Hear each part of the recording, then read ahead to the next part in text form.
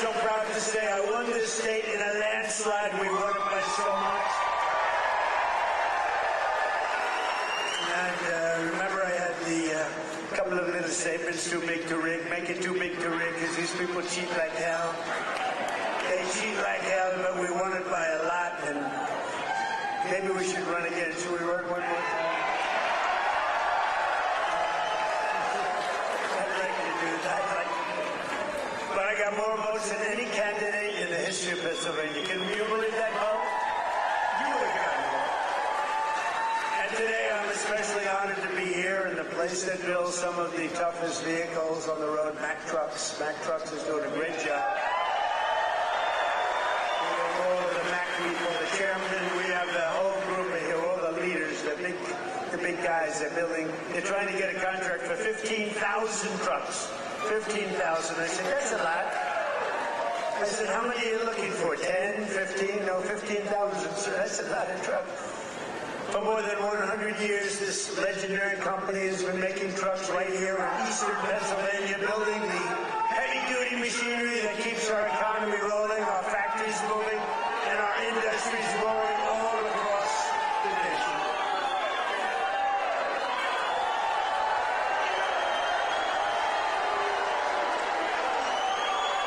And you are the men and women who put your pride and spirit into those beautiful words, stamped on every Mack truck that said, made in the USA. It's made in the USA. And I want to especially thank the president of Mack Trucks, Stephen Roy, who I just met, who's a great guy, a great patriot, very Republican too, which I like. He's a very strong Republican. Stephen, where are you, Stephen? Stephen. We got to get a certain very talented congressman reelected. You know that. We got to get him. Where are you? Where are you, Mr. Congressman? We got to get you back in. Thank you, and thank you, Stephen. But a very special thanks to every single worker at this fantastic factory. The job you're doing here is incredible. And I know you're applying for a big one, and we'll see how that goes. We'll have to call up some people and see if it's good, if your price is right. Is your price right, Stephen? I don't know. Maybe we'll get it down a little bit. We'll get it down. 15,000 trucks. That's a lot of trucks. But that's what this is all about. It's greatness. You built this country, and you are the ones who are making America great again. We're the hottest country in the world. For decades. For decades, the workers of this Commonwealth watched globalist politicians let other countries rip you off and close your factories, rob your jobs, take them away to foreign lands. And then I came along. We stopped it very quickly. Then we had a rigged election. But they were so stupid they kept everything going a little bit for us. And what we've done in the last year and a half, nobody's ever seen anything like it. They put America first, they put China first, they put illegal aliens first, and everybody else first, but we put you first by a lot. But at long last, you finally have a president who is putting workers first, putting Pennsylvania first, and putting America first. We're doing that, and we're doing that like nobody's ever seen before. And starting on my first day back in office, and this goes all the way back to 2016 too, but right from a year and a half ago, nobody's ever seen anything like this. We're the hottest country anywhere in the world by a lot. But I stood up to the trade cheaters and abusers and violators of the world like no president has ever stood up before. And now I'm standing up again because Iran cannot have a nuclear weapon if that's okay.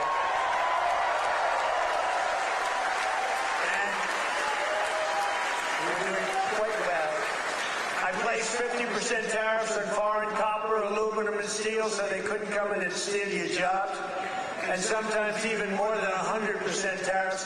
They weren't going to come in from foreign lands and steal your jobs. If they wanted to come in, they pay 100%, they pay 200%, they pay I don't care what it is. They're not going to steal your jobs, okay? And they stop.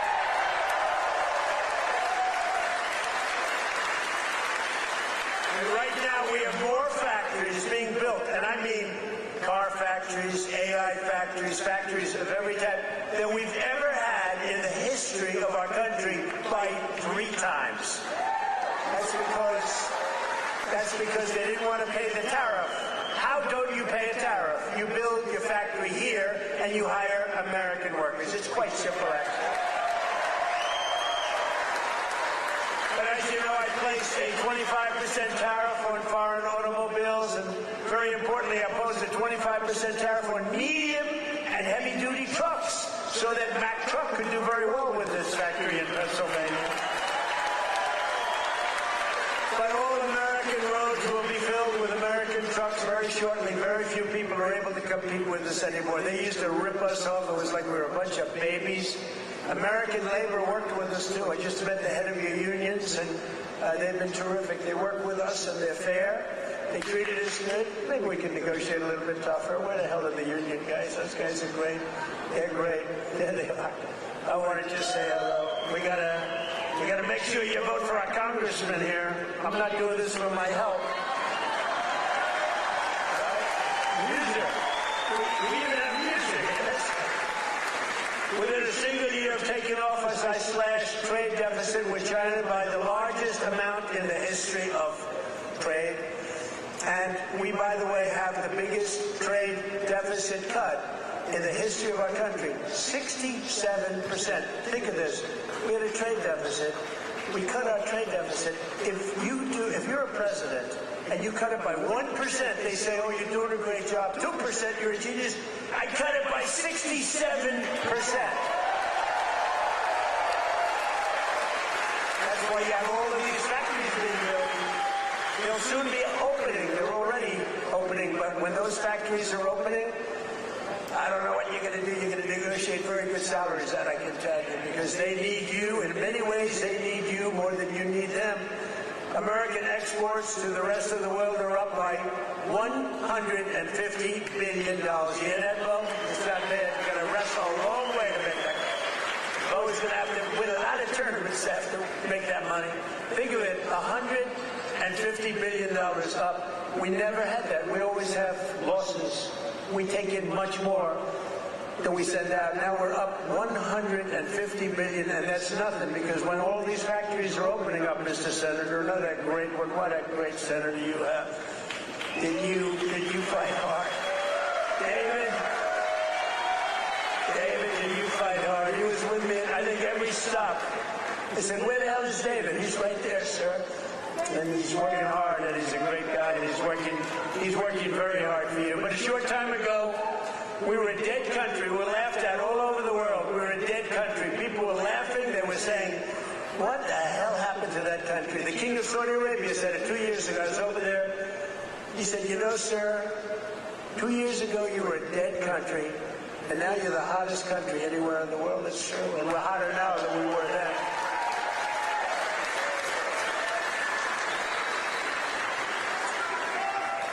He then proceeded to announce that he's investing $2 trillion in our country, along with Qatar, along with UAE. Bahrain is investing, Kuwait's investing, but countries from all over the world, they're all investing in the United States. 2 years ago, they wouldn't even think of it. They thought we were finished. When I went to China 2 weeks ago, I met with President Xi, and we greeted each other, and he looked at me and said, man, do you move fast.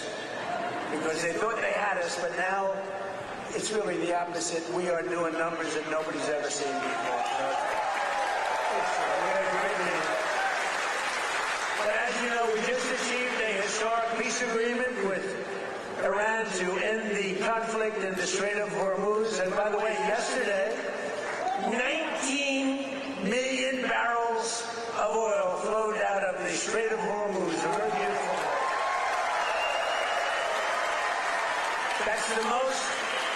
That's the most oil in the history of the Strait. It's never been any, you've never seen anything like that. It's called an oil gusher. And most importantly, we are ensuring one thing very importantly, because this is why I did it. I did it for this reason, 99% for this. Iran will never have a nuclear weapon. They're never nuclear weapon.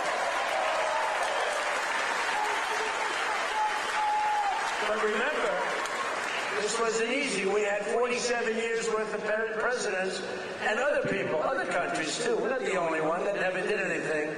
They were the bully of the Middle East, and now we're leaving Iran with no Navy, no Air Force, no anti-aircraft, no missile capability, no nuclear program. We're leaving them without any nuclear capacity, and they've agreed to that. And we're getting along quite well, although if you read the fake news, you never know. Think of it. The fake news, they have no army, they have no navy, they have no air force, they have no anti-aircraft. We can fly over Tehran just at will. Nobody going to do anything to us. And then I read the fake news that they're doing quite well. They're not doing quite well. These people right there, look at all of them. Whoa! Whoa! Whoa! That's a lot of press. That's almost as much press as Bo had at the White House last week when he knocked out his opponent in the first round. And he's got more. More press. But the Iran economy has been crushed, and their defense industrial base has been damaged so severely that it'll take them many years to rebuild, many, many years. And now we're trying to work out a deal that's fair, and we also want to work out a deal. You know, the stock market hit a new high today again. And oil, for the first time in months, hit, think of it, $70 a barrel. So we got a 70. That equates to a very low price that oil is going to come charging down. And with oil comes everything else. Because I inherited from these Democrats. You know, they're Democrats. I changed the E for a U. It's very simple, Democrats. I don't know why I didn't think of that 9 years ago. I just thought of it about a month ago. They're Democrats because their policies are so dumb. Men and women's sports. You know, Bo was one of the great champions. Tony, could you have taken most women in the heavyweight championship? He was the heavyweight champion of the world. You think you would have had trouble with a woman of approximately your size? It'd be hard to find a woman of your size, but if we did, I think you would have been okay. What do you think, Bo? Could you have handled it? I think so. What about you, Bo? Could you handle a woman of approximately, or what, 182 or something? Think there's a 182-pounder that could give you a little tussle? I don't think so. I don't think so. He's such a nice guy. He said, no, not really. I don't think so. When she looked at those ears of Bo, when she looked at those ears, she'll say, I'll take a pass. She'll say, I'm not going to fight that guy. The average price of gasoline nationwide is down 60 cents a gallon just from a short while ago. And remember this. We had to make this detour. We had to go to Iran. You can't let them blow up the Middle East and then us, if that's possible. We would have gotten them before, but they would have blown up Israel. They would have blown up the entire Middle East. You can't let that. You want to see a bad economy? That's a bad economy. So, but remember that our oil in the middle of this conflict was less than it was for Sleepy Joe Biden. And we're putting out a fire. Biden, Clinton, Bush, all of them. Barack Hussein Obama. Have you heard of him? Have you heard of Barack Hussein Obama? None of them did anything. Obama gave them $1.7 billion in green cash. Remember, on a 747, they flew over piles of cash. $1.7 billion. Gave them hundreds of billions of dollars and thought they could bribe them into peace. No, the only thing they understand is what these guys in the front row understand is the hammer. Because if you look at what we did to their nuclear capacity with those beautiful B-2 bombers, that was truly a hammer. In fact, we named it a hammer, Operation Hammer. But our economy is ready to soar to levels the world has not seen before. I believe that, David. I think it's going to levels that nobody's ever seen before. All these factories are being built, and they're going to be occupied. They're hiring people now. It's going to be something very beautiful. I don't know who's going to follow me, but remember that I was the one that did it, okay? Somebody's going to walk into office, and they're going to have the most successful country in history, and they're going to be bragging what a great job they did. And we did it. In 4 long years of the crooked Joe Biden administration, they got less than $1 trillion in new investments. So think of it, Crooked Joe. What do you like better, Sleepy Joe or Crooked Joe? Ready? Sleepy Joe. Crooked Joe. I'm surprised. I like Sleepy Joe better, but they're both good. I use them both. But in less than 1 year, so they did much less than $1 trillion of investment from outside the world. Much less than $1 trillion. We just got the final. We had 11 months and 18, but we just got the final. $19.1 trillion in 12 months. Can you believe it? Investment from all over the globe. And since the election, the stock market has set 73 all-time records. In other words, yeah, sit down. We got plenty of time. It's an honor that you all stand. Oh, look who we have, the Wall. Stand up, Wall. Look at this guy. I'm going to get a suit just like that guy. I'll bet he's been to 200 rallies. Him and, where are my guys? Oh, look at my guys, front row Joes. I got these front row Joes. Where are the women from North Carolina? They're here. They travel all over the world. I don't know what the hell's with their husbands. These beautiful women from North Carolina. They travel all over. They went to 200 rallies. How many rallies have front row Joe's gone to? Hundreds. Everyone. And then it was very sad. My last rally, I said, I may never see you again, right? And then we won the election in a landslide. And who the hell do I see? I see my front row Joe's. So I'm happy about it. Thank you. What a group. We had some group. We're all over the place. And when they didn't make the front row, it was very demeaning to them. They were not happy, right? But the front row, they became actually very famous, front row Joes. And the typical 401k, as you know, is up almost $30,000 in, it was 12 months, it was 13 months. It's up 44%. Think of that, up 44%. Because, you know, as goes the stock market, so goes a lot of your own wealth. And I tell them about this police officer. I met a police officer first time, similar thing, but now the numbers are even more. I was in New York. I met a great police officer, New York finest. And he said, sir, I want to thank you. I said, for what? He said, my wife didn't think much of me very much. We were having marital difficulty, actually. She thought I was nothing. I'm a police officer. I'm a tough guy. I looked at him. The muscles were all over the place. He didn't suffer from that. But she thought maybe that muscle wasn't so good because he was always losing money in the stock market. And he said, sir, in the last year and a half, my 401k is up 74%, sir. And she thinks I'm Warren Buffett. She thinks I'm a super genius. I said, how are you getting along with her? He said, well, I'm not so sure I like her anymore. But that's like, I won't tell you that. I refuse to say that.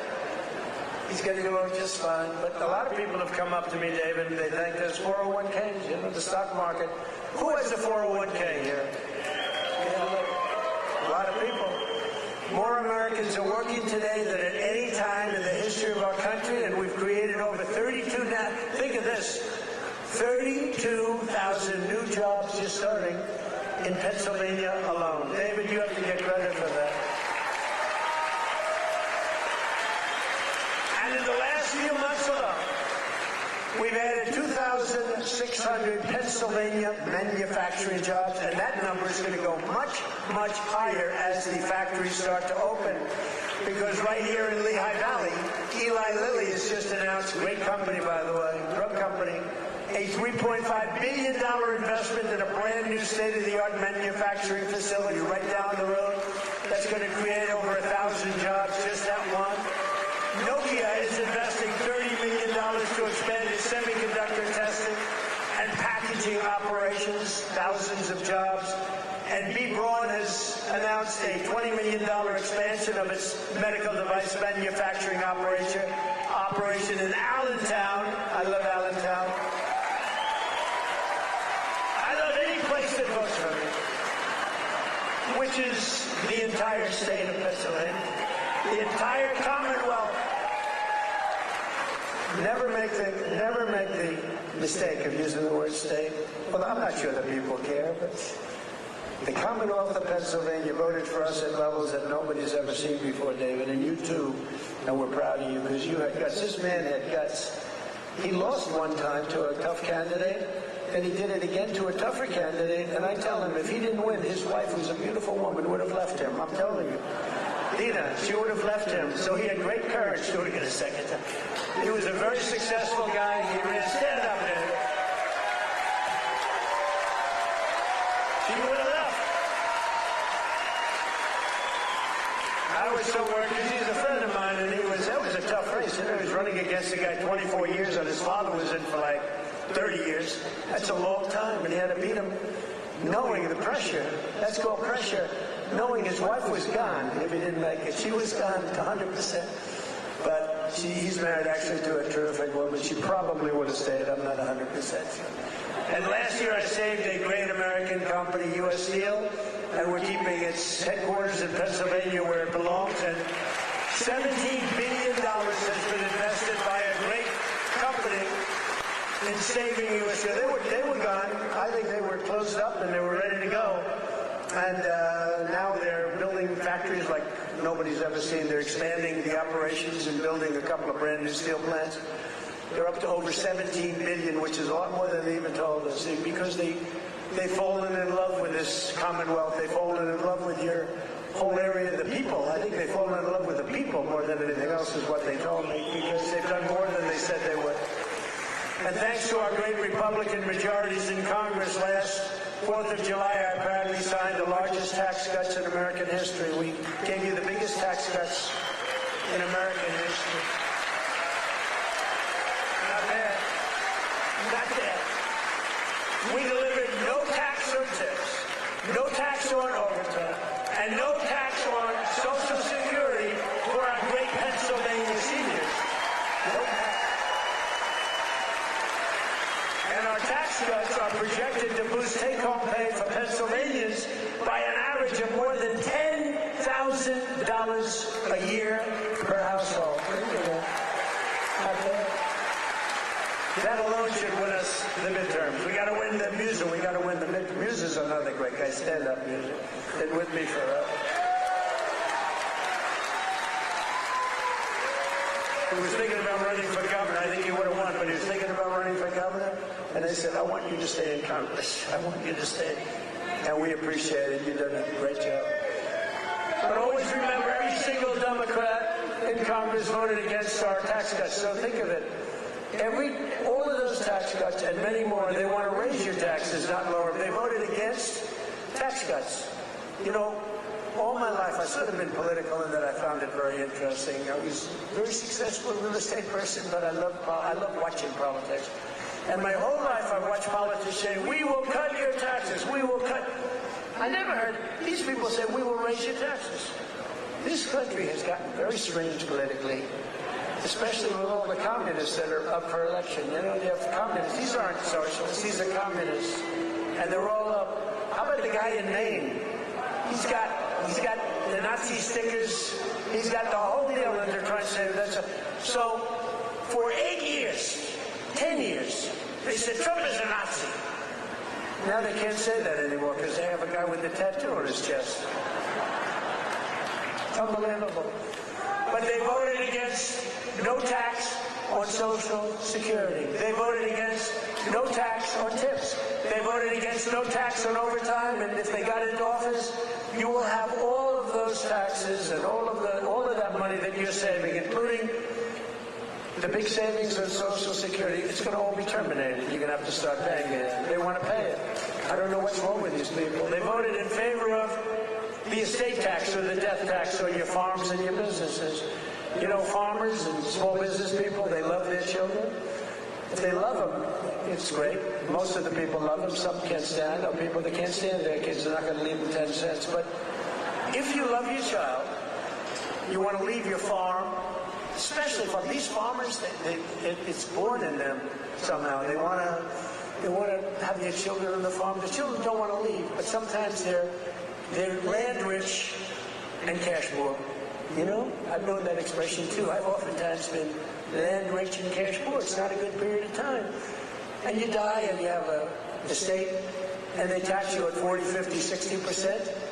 And they end up losing their farm, losing their small business. And in many cases, you don't read about this, they commit suicide. They actually go out and commit suicide because they're forced off their farm by a bank. They have to go out and borrow money from a bank. And they're forced to go out borrow the money, they're unable to pay the loan in the bank. Even if it's a nice bank, they give them a chance, they give them another chance, and then they ultimately foreclose, they lose everything, and in many cases, they commit suicide. And I said, we're not going to have that crap go on. So you have no estate tax to pay on your small farm, small business, on your farms, your businesses, and you can, if you love your children, you can leave your farm or your small business to your child, and they're not going to lose it. If you don't love your children, then don't listen to what I'm saying, because it doesn't matter. If you don't like them, don't leave them anything. The hell with them. They probably deserve it. But think of it, the Democrats voted against the border wall. The border wall gave us the safest border. We have the safest border now in the history of the country.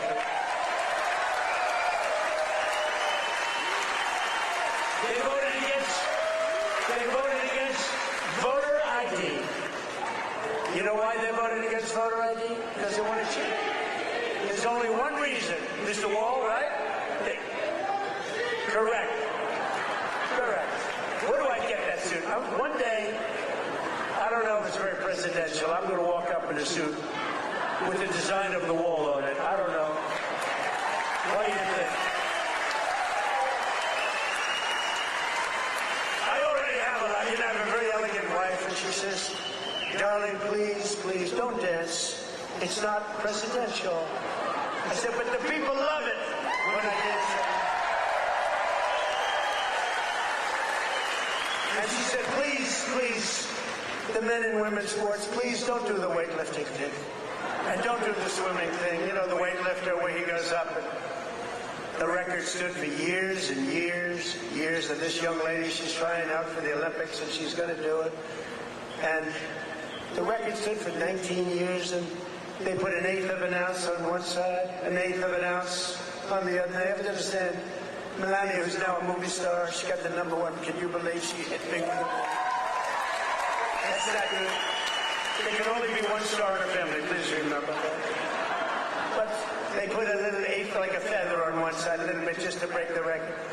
The parents are sitting right there where Big Bo is. He's a nasty guy, that punch he threw.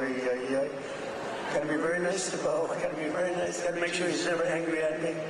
But she said her parents are right there in the front, and they're so proud. The father's not so proud because he knows she's not going to do it. Because she's a woman. That's a lot of weight. The mother, though, is screaming, darling, I love you. Do it. And she gets over the weights, and she stays. And then she gets him, and she gets him. And the mother's screaming, darling, I love you, darling. And the father's looking, saying she has no chance. And she's like this, you see it? Drops him. And she's like devastated for the rest of her life. And then a guy comes along who transitioned. That's the term. I've gotten very good at that term. I used to take a lot of heat for my definition of the movement over. But he transitioned. He was a poor, very poor, bottom of the line, male weightlifter. But now he's a female weightlifter.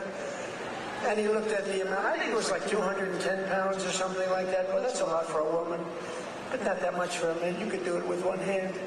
And he goes, looks down at the weight.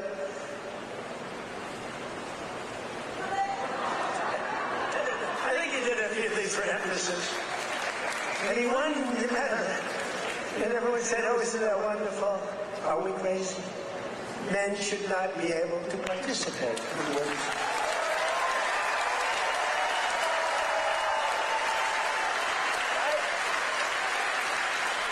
That's a 99%. You ever hear the fake news? They say, that's an 80-20 issue. No, it's not. It's 99-1. You know, I've been doing politics now for 10 years. Not that long, considering I've won 3 elections. You know, it's really not. But we did great in the second one. It was a big deal. But pretty short. But with all of that, and all of the time I spent speaking to people, they say, sir, could you cut taxes on this? Could you get me a tax deduction on a car loan? I did that. By the way, I did that. If you borrow money to buy a car, you get all these things. They ask me for hundreds of things. Not once did anyone ever come up to me and say, sir, please, this is so vital. You have to be able to have men play in women's sports. Please, sir, could you pull that off? I've never had anyone ask me for that. So I say it's a 99-to-1 issue, not 80-20. The fake news back there, they say, oh, that's a tough issue. But I don't like talking about it because I want them to continue on with that. I want them to continue on with the, they're in favor of the mutilization of your child for transgender purposes, the mutilization of your child. And I would say politically it's a very good thing to run against a person that's in favor of that kind of stuff. So we let them, we don't bring it up during off-political seasons, but we have a political season coming up, and they'll be doing all of that nonsense, and they're going to lose a lot of elections. And now, if you look at New York, we have all communists running. They're all excited. They're going to win their primaries, but I can't imagine they can beat a normal Republican. So I think it's a good thing. Muser, what do you think? I think it's a good thing. Wouldn't you like to run against somebody like that? Well, Shapiro's not that much better, to be honest with you, but I would. They're all being forced. They're all being forced. A guy like Shapiro, he's going to be forced to the left. Otherwise, he's not going to get the nomination. But they voted against proof of citizenship. Think of it.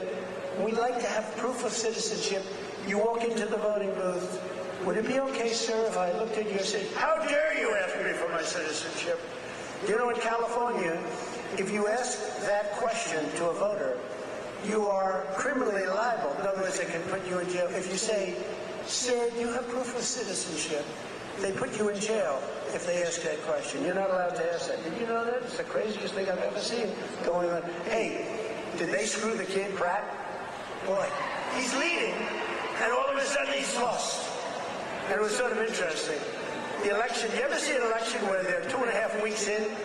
An election that takes weeks to count the votes? But after the evening, it looked like he was going to win, or certainly be in the runoff. And then I started hearing rumors as the days went by, days and days went by, that Pratt is fading. He's fading. I said, they rigged the election. And then lo and behold, he didn't qualify, even though he was so far up in the third place person that it was almost impossible, and he didn't qualify. And then it started happening with the next candidate, Steve Hilton, who's running for governor. He was up in front, just about leading, no problem. And all of a sudden, about 4 or 5 days after, this is after the election's over, they said, Steve Hilton is starting to lose votes. I said, here we go again. And I called up the U.S. Attorney in California. They said, we're going to have a number in the next week. Next week. I called up the very powerful, very good U.S. Attorney in California, and I said, do me a favor. Take a look. They're trying to steal that election, too. I guess they called up. They said, this is the U.S. Attorney call. We have your great U.S. Attorney here today, by the way, and your assistant U.S. Attorney. They're doing great, David. Thank you. So over the next week, he was definitely going to lose, but the U.S. Attorney called. We wanted to check your votes. About an hour after the call, ladies and gentlemen, Mr. Hilton has won. So had I not made that call, Steve Hilton would right now be watching the election from home. So I don't know. He would have a great chance, but the election's totally rigged. California's totally rigged. All mail-in ballots. It's a disgrace. We got to pass the Save America Act. Okay.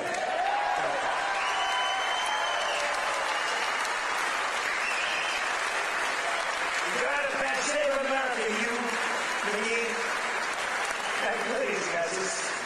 What love. A friend of mine is a very big real estate developer, but he's got a problem with speaking in front of crowds. He chokes. You know, he chokes like a dog. He said, how do you do it? I say, it's easy, because there's so much love in the room. There's so much unbelievable love. It's easy. You know, he's got this tremendous fear of speaking. He said, the guy's a major player. Most of you have heard of him. And he's a killer. He destroys people for a living. Financially, not physically, financially. Physically, he can barely walk. He's a basket kid. But he's up here. He's very smart. And he destroys people. Very rich. But he can't get up in front of a crowd and talk. I said, what's wrong with you? He said, I don't know. I have a fear of crowds. You believe it? All sorts of people. You know, a lot of people want to do what I did. A lot of people, well, David did it. David was very successful, but he's a great speaker. But a lot of people, they say, well, Trump became president from being a very successful businessman. He ran, he became president. I want to do it too. And that's when they find out that they might have the flaw of speaking, or even worse, is a terrible past. You know, the past will come out to haunt you. It's not an easy thing to do, but I love it. You know, I say it's real easy to do when you have people that love you. I guarantee, who here voted for Trump?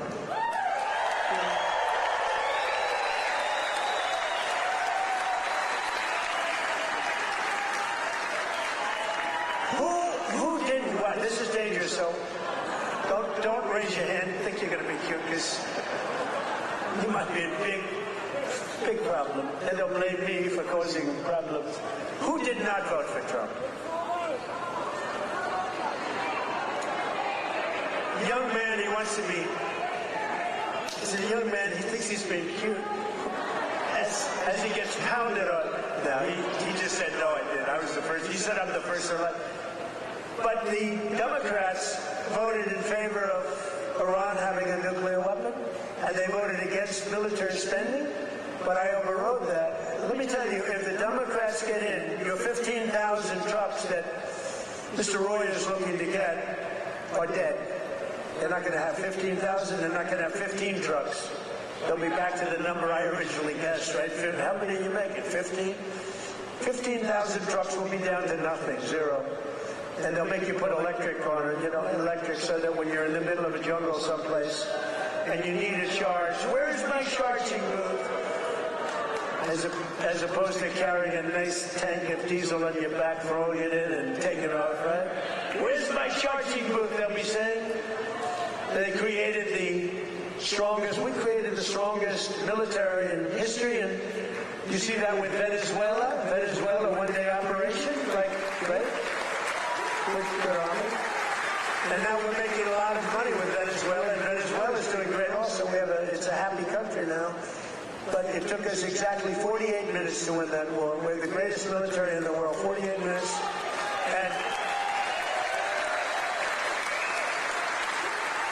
And we paid for the cost of the war, wait till you hear this, 28 times already. More, but 28 times. So the cost of the war, we've already, because we brought millions of barrels of oil out, and we're getting along great. The people running it, they're our people, they're great people. And the people are happy in the country. They have smiles, they were miserable, they were starving. But they have a lot of oil under their ground. You know how you find oil in Venezuela? Just look at the ground. You'll see oil bubbling up. They have so much oil. They don't know what to do with it, but they had a bad system. They're making more money now for the country than they've ever made before, and we're making a lot of money too. But also Iran, we knocked them out. 1 week it was essentially militarily over. Much bigger country, 91 million people. And much different ideology. The ideology of the Muslims is slightly different than the ideology of the Catholics. We have the Catholics and the Muslims, slightly different. But Venezuela's been great, and Iran's been great. I mean, you know, if Iran's reasonable, if they're smart, otherwise we'll have to finish the job, which will take about maybe less than a week. But they're going to be okay, I think. They're going to do what they have to do because we want to have it done. But they voted against lower energy prices, the Democrats did, and then they went on to create the highest energy prices that we've ever had in the history of our country. People don't realize that. Much higher than ours during the war. They had the highest inflation in history. The highest inflation in history, they say 48 years, but that's sort of history as far as I'm concerned. And they were absolutely terrible on affordability. Remember, I got here, my first day, the fake news is screaming at me, what about affordability? I'm only here 1 day. Remember, eggs were up about 5 times higher than they ever were? And we have prices are coming down right now at levels that you've never seen. And now with oil crashing, you're going to see something really amazing. And to top everything else, they let 25 million people into our country, many of them criminals and thugs and people from mental institutions and drug dealers. They even let 11,888 murderers into our country. Murders, 11,888, more than 50% of which have killed more than one person. And I've gotten the worst of them out. We've gotten them out, Tom Homan and a whole group of people.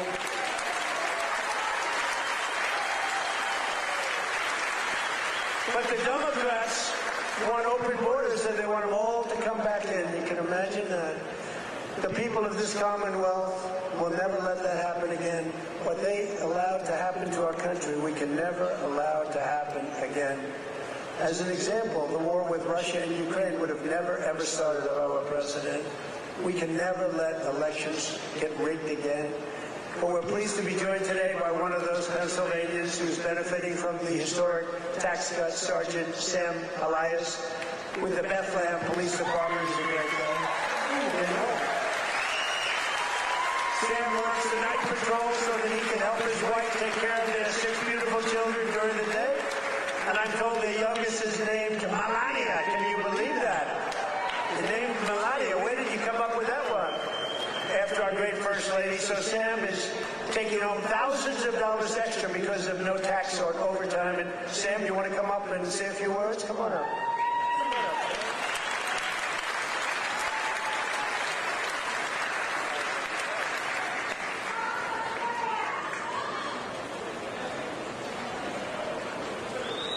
Thank you. Good afternoon, everyone. I'd like to express my appreciation to President Trump, Congressman Ryan McKenzie, and the entire White House administration. As a father of 6 children in a single-income household, I can tell you the Working Families Tax Cuts is a policy that helps my family. Hard work should pay off, not get punished with higher taxes. No tax on overtime, no tax on tips means more money in the pockets of working Americans. For my family, these savings have translated to what was once a day trip to the park, is now an overnight stay at the Jersey Shore. Bigger tax returns have allowed Americans to create new family memories and save for future projects. As the President said, I also work night shift as a police sergeant in the fine city of Bethlehem.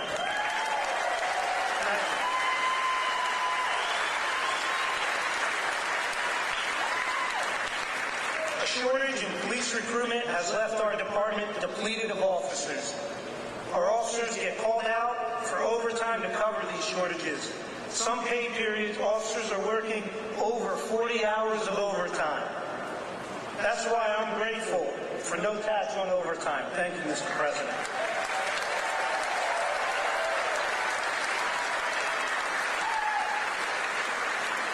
I'm also thankful for the support President Trump and Congressman McKenzie have shown for law enforcement.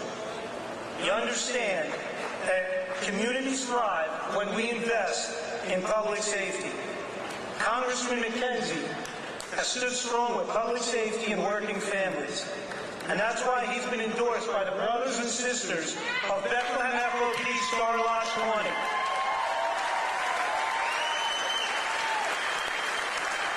Congressman McKenzie has been on the front lines in supporting public safety.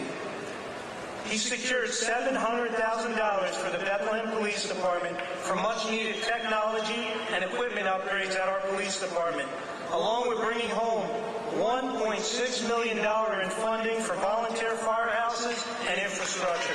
Thank you, Congressman.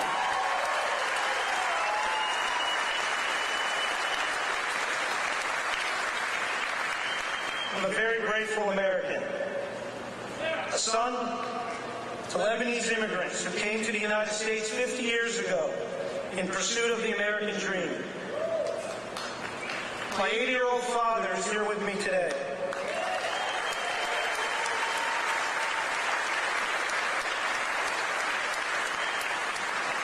He would often tell me, work hard and it'll pay off. Well, 50 years later, thanks to President Trump and Congressman McKenzie, my father's dream has come true. I thank you for that.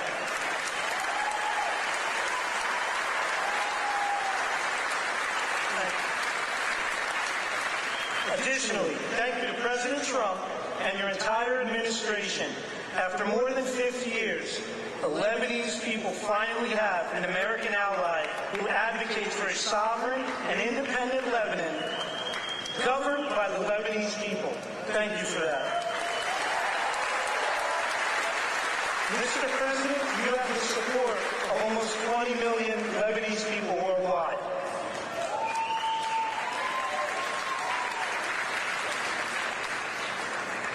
Leadership is more than a title, it's action. I'm grateful for the actions coming from President Trump and Congressman Ryan McKenzie. Your actions have prioritized the American dream. Less taxes, safer communities, and America First policies. I thank you, President Trump. Happy belated birthday, and happy birthday to the United States of America. Thank you, and God bless.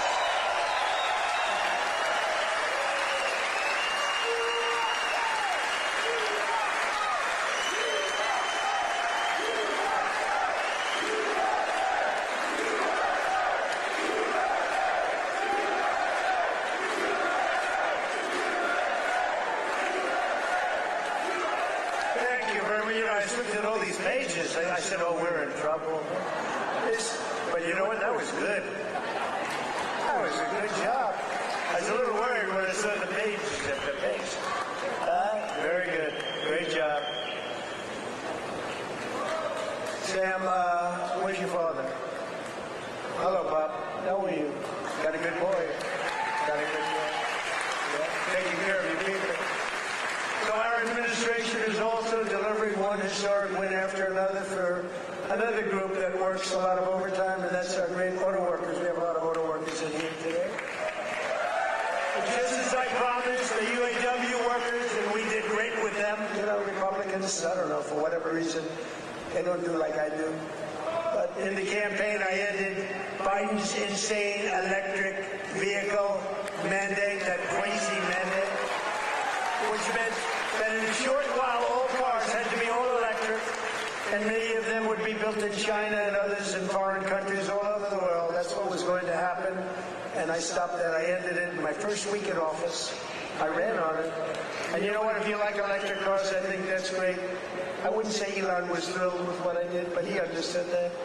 But if you like electric cars, I think it's great, but you have to have the right to buy a regular, I mean, we have more gasoline than any country anywhere in the world. If you want to have gas, if you want to have a hybrid, you can have whatever the hell you want, including electric.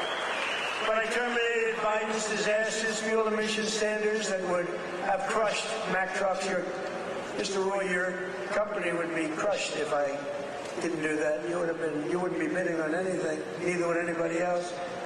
It was the most insane environmental regulations ever conceived of by man. It was totally unreasonable and ridiculous.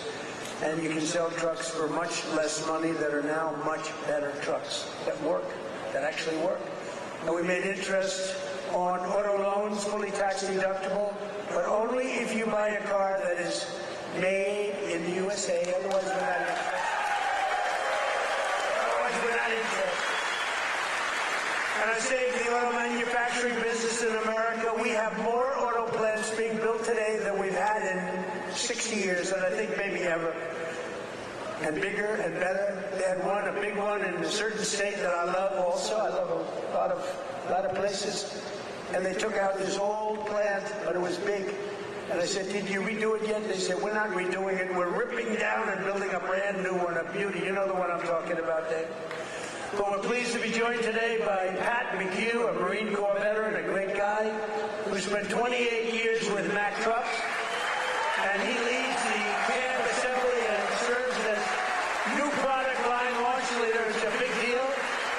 And Pat's grandfather worked here, his dad worked here, and now his son is working here and doing well. And they know how important it is to keep manufacturing jobs in Pennsylvania. Pat, say a few words.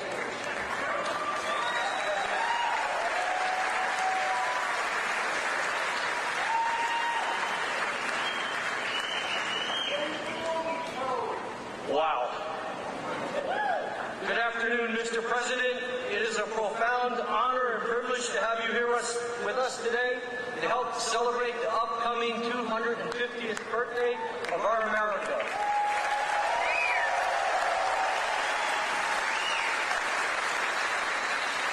And most recently, our 125th anniversary of building Mack trucks.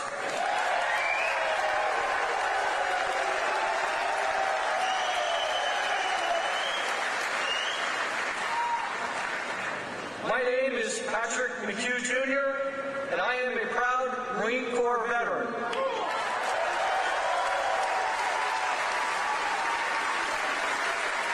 In addition to that, I am an even prouder Mack Truck employee.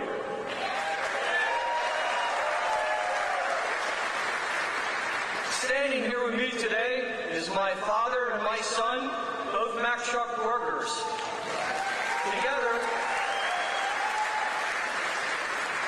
they have a combined 78 years working experience building the greatest trucks on earth.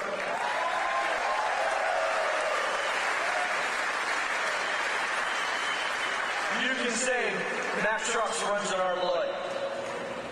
At Mack Trucks, we work hard to build the trucks that help build America. And we are proud that those trucks are built in the United States of America.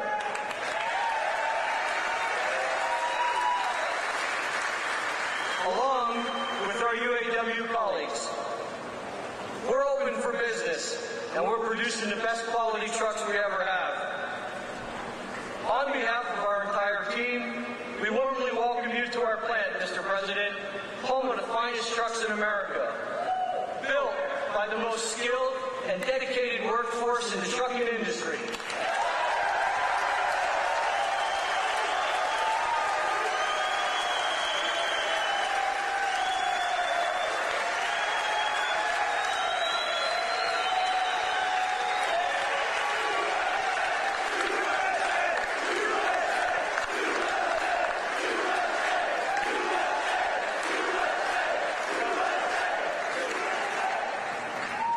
So, Mr. President, I want to say thank you for choosing to highlight Mack Trucks on your visit today, and thank you for supporting our American workforce.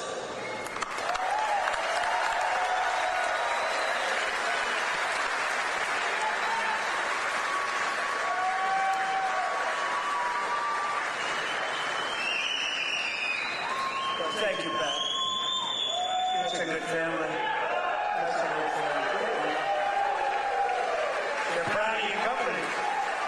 I want to also thank two people, very special people, because I know them and I know what they do, and it's not easy, but they've done a great job. David Durgan and Timothy Herzog of the UAW committee. Where are you guys? Thank you.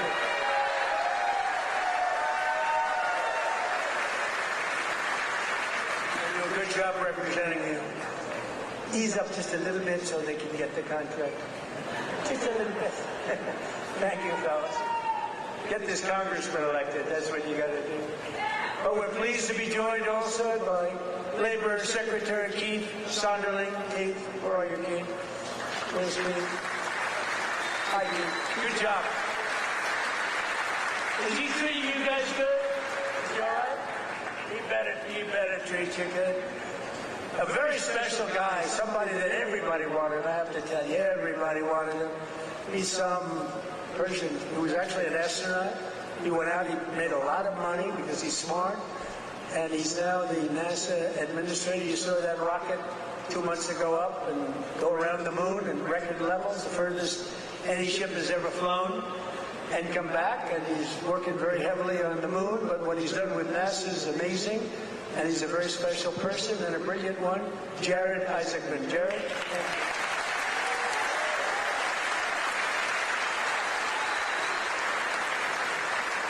Great job.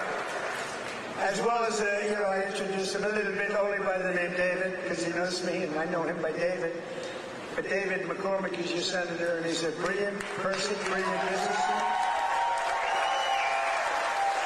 And he loves the Commonwealth. He loves Pennsylvania, and this is where he wanted to be, and he had a rough, I told you, he had a rough fight. This was a rough beating, like 24 years, and a father for 24 years. And I don't know, I said, are you sure you know what you're doing, David?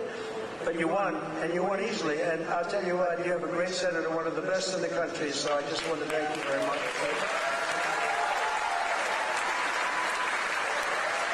And 4 warriors for Pennsylvania in Congress. These are warriors. Lloyd Smucker is here. Lloyd, thank you. Thank you. John Joyce is here. John, thank you. Dan Muser is here. Thank you. And these guys are all in good shape, but we got to get Ryan McKenzie elected. We got to get Ryan. I'm not here for them, I'm here for him. We got to get Ryan elected. Run up here, Ryan, fast. Nobody wants to hear you. Come on, just run. Nobody wants to hear you, Ryan.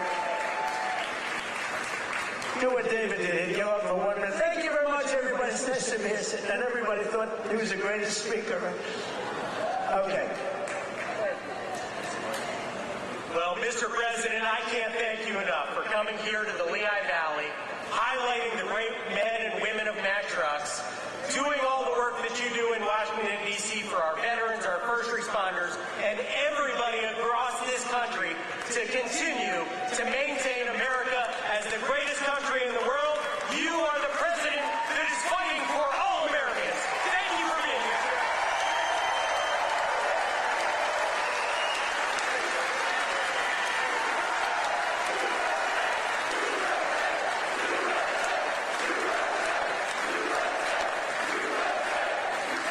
Wow, that's great. He learned something from you, David. That's great. We also have one of the greatest writers anywhere in the country who knows more about the Commonwealth, Pennsylvania, I think, than anybody. She's a terrific person.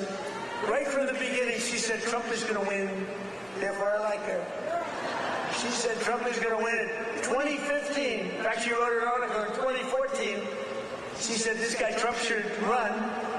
I hadn't thought too much about it. I was having a lot of fun putting up buildings.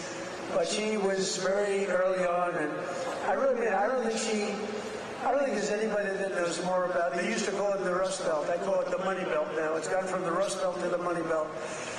Either one is okay, but there's nobody that knows more about it than Selena Zito. She's fantastic. Where are you, Selena? Where are you, Selena, with your beautiful daughter? Thank you, Selena. Selena's an incredible woman, and her daughter is following in her footsteps. She's just been so good. Very powerful writer, actually. Some of the biggest papers in the world. It's nice to have good stories on occasion, truthful stories. Thanks as well to the president of the NRA who's here with me, Bill Mockenberg. Bill?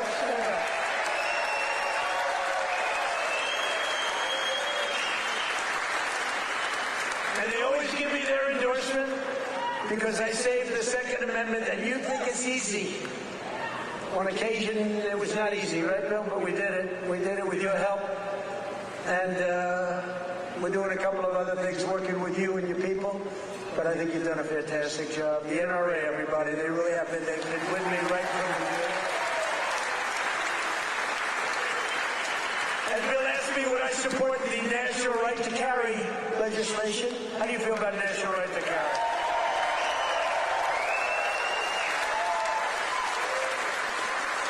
That's my free poll.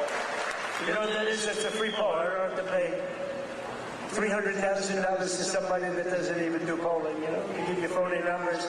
See, those are real numbers. National right to carry. Yeah, we're working on it. And we have a very special guest who you just saw on the highest-rated fight show ever in the history of television, the UFC Freedom 250. So this guy, well, I just have to set it up a little bit if I don't know it. Because I'm thinking, you know, I'm a similar size. I weigh more than he does, actually. So therefore, I have a tremendous physical advantage over him. His muscles are slightly harder and slightly younger. He's a lot younger. But I think I can do it because I'm a great athlete. He knows I'm a very good golfer.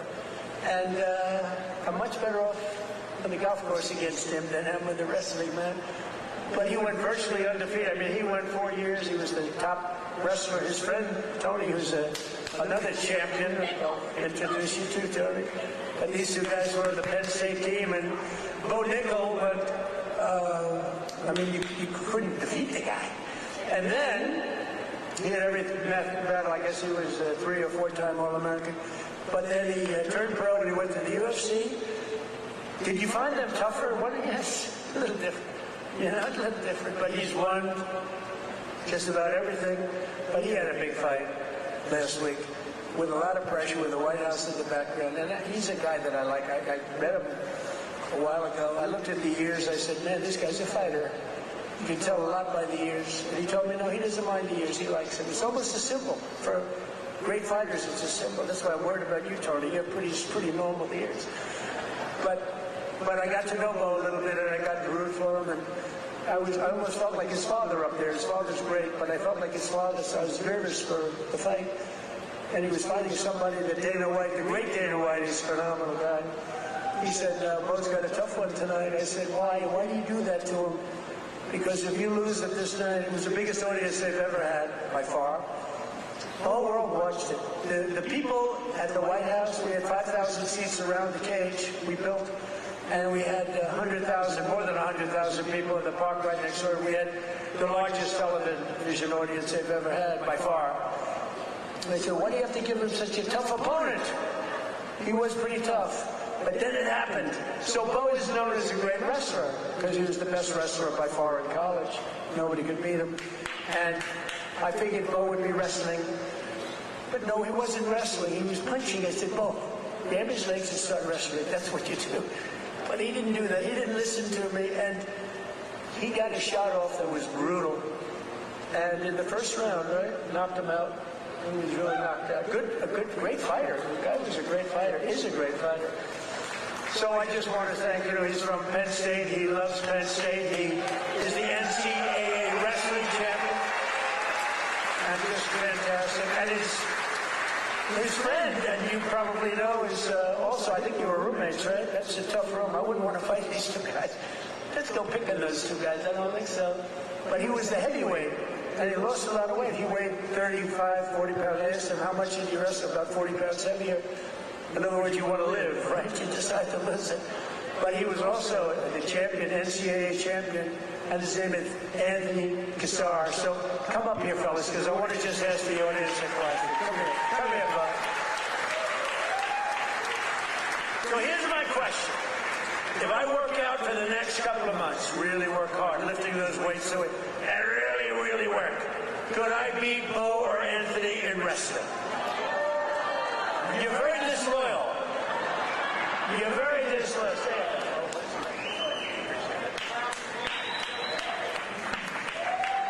Wow, what an honor to be here. I think walking up here I was almost as nervous as the fight, but it feels like a fight. Yeah, it feels like it, but this is exciting. I'm grateful to be here with everybody. So grateful to President Trump for making an event that, in my mind, never seemed possible happen. UFC Freedom 250 on the White House lawn. Unbelievable. I don't think there are too many presidents that have the courage to do something like that, and, just so unbelievable. For me, both my parents were high school teachers. My dad was a wrestling coach. My grandpa was a wrestling coach, and I grew up around sports and just competing from 5 years old, and so to be able to do something like that is a dream come true, and it's just through hard work, effort, discipline, and a lot of time in the wrestling room, a lot of time in the cage that I was able to do that, and that's really because America is the land of opportunity, and if you set your mind to something and you feel passionate about what you do, you can accomplish anything, and thank you. I don't want to take too much time, but I want to tell a quick story about the first time I met President Trump. It was in 2019 at the White House, and our team and I won the Nationals, the NCAAs, and at Penn State we are. And we were given the opportunity to meet President Trump, and it was really special because he took a lot of extra time to talk with us as wrestlers. I think he respected the wrestlers a lot, and I told him that when I'm done wrestling, I was going to fight, and he asked me if I needed a manager. And I thought that he has better things to do than that, but really since then, I feel like we've had a special connection that I'm extremely grateful for, and fast forward 7 years, I'm fighting on the White House lawn, and I turn and look at my corner, and President Trump is right next to him.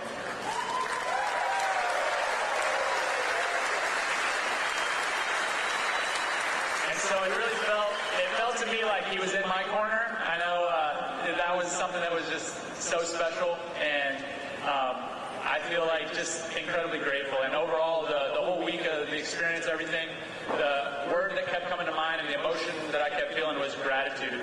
And I'm grateful for President Trump, grateful for all my friends and family and supporters, and I'm grateful to be an American, and it's the best country on earth, and God bless you all.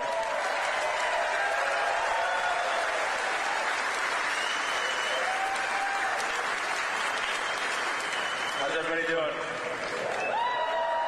This is an awesome crowd. I'll keep this really short. It's just an honor to be here.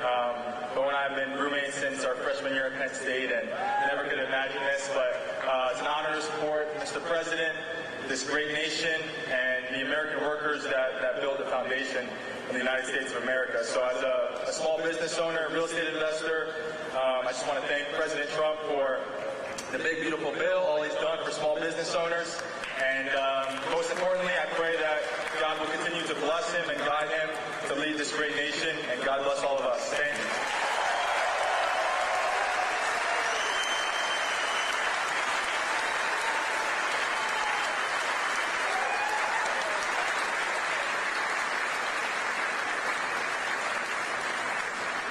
Two great champions. That's great. It's good to have them here, too. We have a lot of champions in the audience. These are two very special people. When you do that, I was saying to myself, going into that ring and you got all these people. We had the richest and the biggest politicians. We had the biggest of everything. You couldn't get a ticket. The tickets were selling for some crazy numbers, I heard. We gave them away to everybody, but somehow some got out. And I was saying that's a tremendous amount of pressure, and you're fighting the toughest people on earth. I mean, these are the strongest, toughest men on earth. No women in the crowd, but which is nice. But these are the toughest men on earth, and it's tremendous pressure. And the muscles, you got the muscles, you guys, you got the big strong muscles, but you got this muscle too, because it takes much more than just the normal muscle to win those matches. I mean, the strategy and the genius that goes in. It is a genius. A lot of people wouldn't understand that. But there's a genius. There's a genius in sports. But there's a great amount of courage and power that you have that a lot of other people don't have. So congratulations. Really great job. Great job. Good having you here. In everything we do, we're once again fighting for the people of Pennsylvania, and that includes our amazing Pennsylvania oil and gas workers. And I ended last administration's war on Pennsylvania energy, and I signed an order to drill, baby, drill. That's what we did. Did I end it? And you helped. The United States is now the #1 producer of oil and gas on earth, larger than Russia and Saudi Arabia combined by a lot. Look at that. Who would have thought that? We were in 4th place. Now we're larger than, that doesn't include Venezuela. Include Venezuela once because it's essentially should be included. I also ended the war on clean, beautiful Pennsylvania coal. In fact, in my administration, as you know, coal was dead. China uses it, other countries, very successful countries use it. The unsuccessful countries use wind, those beautiful windmills that go round and round and don't do anything except cost you money. Every time it goes around, you lose $10. You're supposed to make money with energy, not lose money. No, wind is every country that's using wind is a disaster. Every country that's using our beautiful substances from underground are doing very nicely, thank you. But in my administration, you're not allowed to say the word coal without preceding that word with the words clean, beautiful. So you say clean, beautiful coal. And I have Secretary of the Interior, Doug Burgum, who's fantastic, and Chris Wright. And they made a speech about coal, and they mentioned coal like 50 times in the speech. It's all about coal. And they kept saying, clean, beautiful coal, clean, beautiful coal. I said, no, it's enough. It's enough. But we're not allowed to use the word coal without saying, because what they can do with coal today is amazing. It is clean, it is beautiful, they can clean it. And it's a very powerful form of energy. And if you look at China, they're building 57 coal plants, big monster plants all over their country. And then we're not supposed to do that? No, we're doing that. Clean, beautiful coal. We've invested over $1 billion to save dozens of coal mines. We've saved them. They were ready to close, and some had closed. and more than 100 coal power plants, including the Keystone and the Conemaugh generating stations right here in Pennsylvania, as you know, are really moving now and employing a lot of people. They were all getting ready to close up. They were essentially closed. We're working hard to lower the cost for all consumers, and we want powerful energy.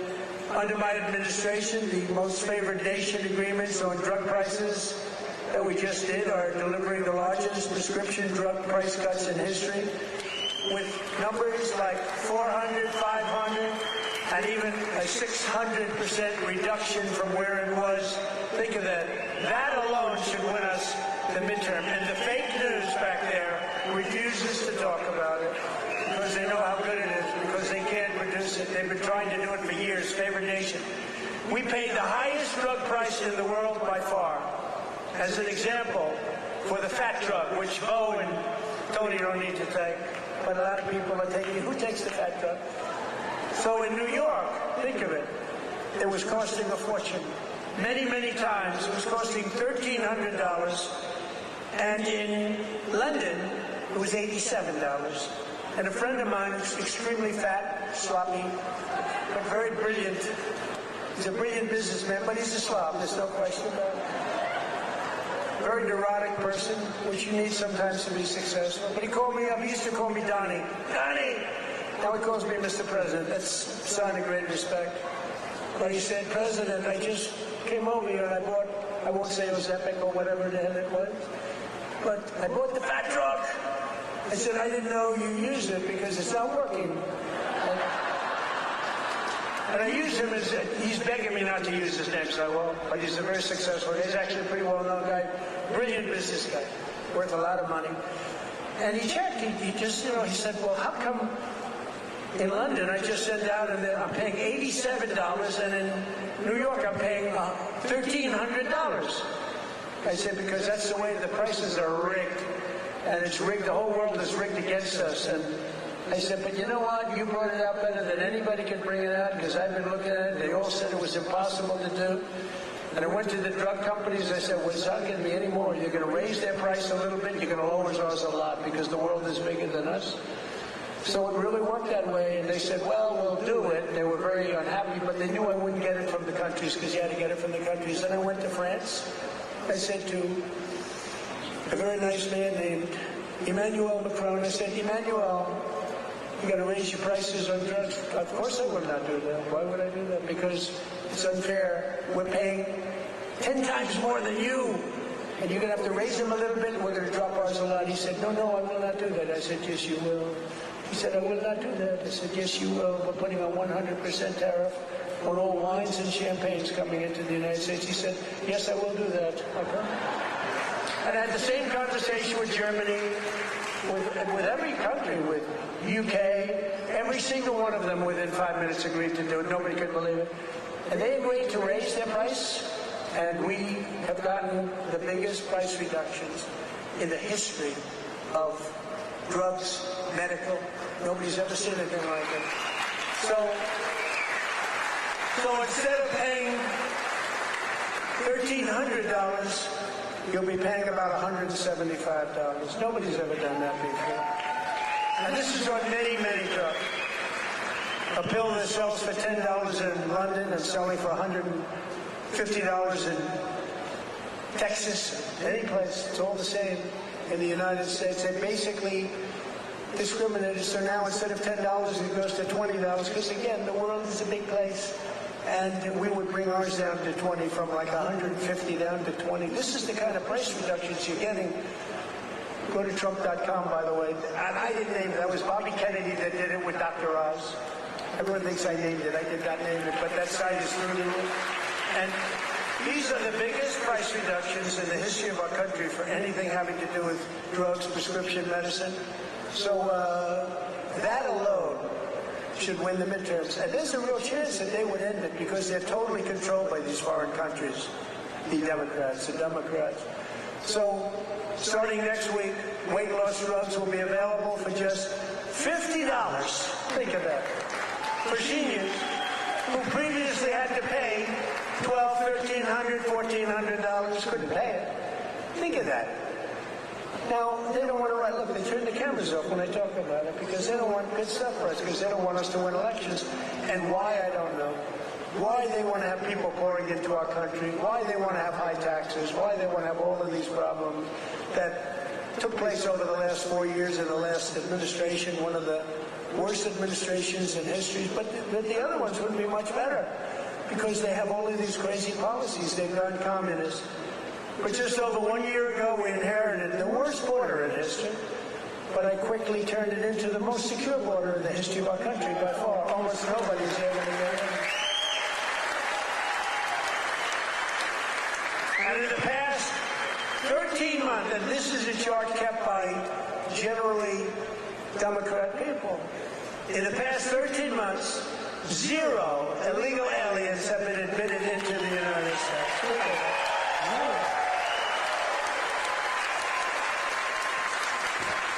And even I find that hard, but it's 0. I mean, they'd love to have it be high, but we can't do that. We have a country, and we're going to run it well. We don't want to have prisons released into our days. Some of these countries were emptying their prisons into the United States of America through the southern border. Prison population. Some of the countries had no prison population left. You know what that says? Some of them had no mental institutions. The mental institutions were taken. All of those people were taken to our southern border and allowed to just walk freely into our country under Sleepy Joe Biden and his group of thugs. Their group of real thugs. Weaponization, that's all they're good at. Weaponization and cheating on elections. In 2025, we achieved the largest drop in the murder rate ever recorded in the history of our country, despite the fact that we haven't gotten all of these criminals out of our country. We had the lowest since 1900, that's 125 years ago.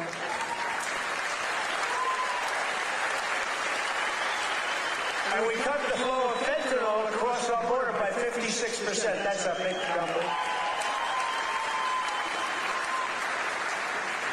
And we cut the flow of illegal drugs coming in by water, coming in by ocean or sea. We cut it by 97%.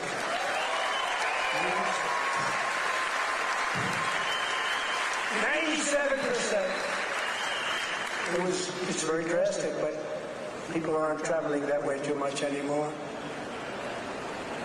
We have the most powerful. I built the military in my first term. We used it in my second term, more than I thought, but we have no choice. We have no choice. But think of it, we cut fentanyl. For years they've been interdicting. They've been grabbing boats, bringing them in, putting them in court. They go out by the same night, they're back, sending drugs by the ocean, by the Gulf, by the sea. And now it's down 97%. And we're looking for the 3%, because I think those 3% are more brave than Bo Nickel was any day. The 3% of the people that are willing to get into a boat to deliver drugs now, they are the bravest people perhaps anywhere in the world. But it won't happen long, but what we've done is amazing. Our military, we have the greatest military in the world. We have the greatest law enforcement in the world.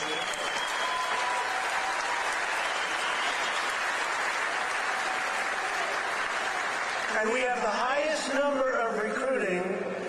So a year and a half ago, it was headlines. Nobody wanted to join the military, the Army, Navy, Marine. Nobody wanted to join any of them. Air Force, Space Force, I love Space Force, Coast Guard. Nobody wanted to join any of the military. They had tremendous recruitment problems. And even it carried over to the police. We have great police here. The police and the fire departments. Nobody wanted to do anything with the name America, anything with the uniform. And today, we have the highest recruitment, the most successful recruitment. Every single slot is filled. And that includes, they want to be policemen, and they want to be firemen and women. So we went from the least successful in our history, David, to the most successful in the history in terms of recruitment. It was very embarrassing. A year and a half ago, 2 years ago, and it all happened from November 5th. That's when we won the election. From November 5th on, everybody wants to be a soldier. Everybody wants to be in the Army, the Navy, the Marine. They want to fly the jets in the Air Force. The Coast Guard is hot. Everything's hot. And of course, Air Force. You know, I started Air Force. That was a part of the Air Force. The Space Force was part of the Air Force. I said, no, it's got to be separate, got to do its own thing, and it's become. So we were in third place 4 or 5 years ago, and I put it in. We were losing to China and to Russia, and now we're totally ahead of both of them, like at numbers that they can't believe. Space Force could end up being one of your most important. To stop the massive theft of taxpayer dollars, including millions of illegals, we've launched the war on fraud led by our great Vice President, J.D. Vance. Great job. Smart guy. We ended Medicaid for legal immigrants, and we redirected $50 billion to make the largest investment in rural health in the history of our country, hospitals and everything else in the rural areas. And with the help of our Republican majorities in Congress, we will defend our jobs, our factories, our safety, and we will defend our borders like never before. We will crush violent crime, impose harsh new penalties on dangerous repeat offenders that shouldn't be in our country, crack down on Marxist prosecutors and judges, and we will immediately end the most dangerous thing that's ever been put into our country from the standpoint of law enforcement. Is called no cash bail. You kill someone, you go to the judge, they let you out, then you kill somebody in the afternoon. It's crazy. That was the beginning of crime. We will pass the great health care plan to stop all payments to big insurance companies and give the money directly to the people so they can buy their own health care, which will be much better care at a much lower cost. And we will pass the Save America Act to protect our sacred American elections.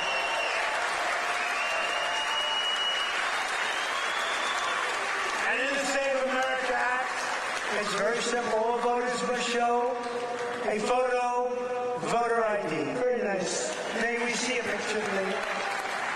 All voters must provide proof of citizenship. And there will be no mail-in ballots except for illness, disability, military deployment, or travel. And we will also, in that same bill, enshrine in permanent law no men in women's sports and no transgender surgery for our children. So together with the help of patriots throughout Pennsylvania and all across the land, we will make America powerful again. We will make America wealthy again. We will make America healthy again. All happening. All happening. We will make America strong again. We will make America proud again. We will make America safe again.